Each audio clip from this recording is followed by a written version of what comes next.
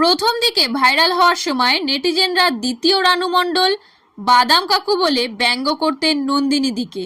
তবে এই viral smart দিদি বুঝিয়েছেন তিনি লম্বা রেসের ঘোড়া, এত সহজে হারিয়ে যেতে রাজি নন।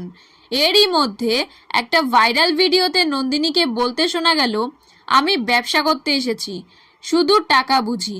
বাবাকেও বলি, তুমি যদি আমাকে টাকা বুঝিয়ে দিতে পারো, আমার কত লাভ হলো বুঝিয়ে দিতে পারো, তাহলে করো, আমার আপত্তি নেই।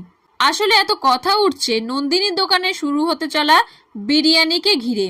স্মার্ট দিদি বললেন, আমার ফোকাসটা যেমন বাঙালিয়ানায় ছিল, এখনও আছে আর ভবিষ্যতেও থাকবে।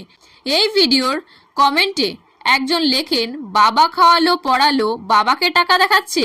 দ্বিতীয় জনের মন্তব্য, এর আগেও দেখেছি মেয়েটা নিজের বাবাকে নিয়ে উল্টোপাল্টা কথা বলে, সেইগুলো আবার লোক শোনে।